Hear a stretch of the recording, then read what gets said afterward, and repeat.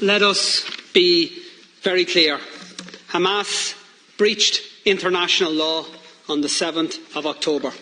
Hamas targeted innocent civilians in the most callous and inhumane manner, and their actions have been rightly condemned by right-thinking people across the world.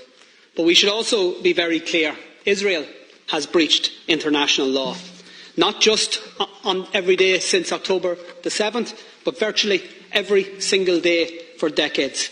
Israel occupies Palestinian land against international law. Israel blockades Palestinian territory against international law. Israel builds and expands illegal settlements against international law. Israel enforces an apartheid system that restricts the movements of Palestinians and denies their fundamental rights against international law.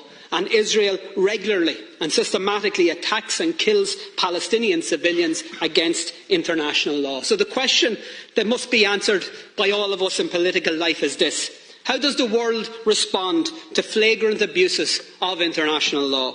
When it comes to the horrendous war crimes of Hamas, the response was very clear and very consistent. World leaders queued up to say Israel has the right to defend itself.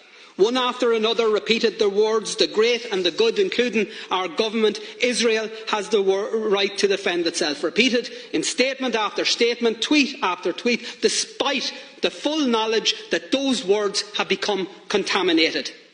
The words "Israel has the right to defend itself" means in practice that Israel takes that right as licence to bombard civilians, to bomb schools, hospitals and other civilian infrastructure. And it has now been taken as licence to enforce the displacement of 1 million people from one end of an open-air prison to another, to deny food, energy, medical supplies to a besieged civilian population, to actually deny them water, to ensure that children, the sick, the disabled, the elderly will literally die of thirst. Israel has the right to defend itself has now become cover for Israel has the right to commit genocide right in front of our eyes. How come we never hear the words "Palestine has the right to defend itself"? Not when a humanitarian flotilla bringing essential supplies to Gaza is met with a military assault and the murder by Israel of 9 unarmed activists. Not when Palestinians march in peaceful protest against a legal blockade and are met again with a military assault and the murder of 300 of them.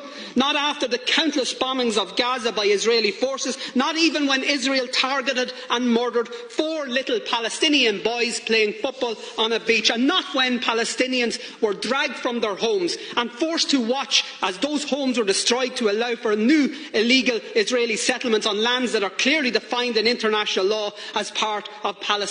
And not after the countless offensive attacks by Israel against the people of Gaza or the West Bank have we or heard anybody in this House or any Western leader utter the words "Palestine has the right to defend itself."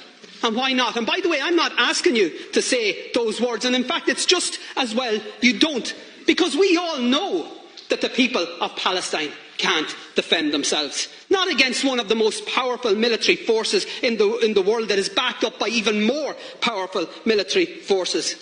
The truth is that the people of Palestine, just like the innocent people of Israel, don't need the international community to tell them that their leaders have the right to inflict more bombings, more pain, more suffering. They need the international community to say stop, to say release the hostages, to say stop the bombings, the siege, the slaughter. They need the international community to tell Israel to stop the blockade, stop the apartheid, stop the annexation, to stop the genocide. And they need countries, Taoiseach, to lead the way. And Ireland should be one of those countries that leads the way. We know colonialism, we know oppression, we know conflict, but we also know conflict resolution. We know peace building, we know nation building. And because of what we know, what our history has taught us, our call tonight must be clear. Immediate, full and unequivocal ceasefires and a decisive international intervention that leads to negotiations and to a lasting and just peace settlement. And to, at long last, to a free, sovereign and independent Palestine.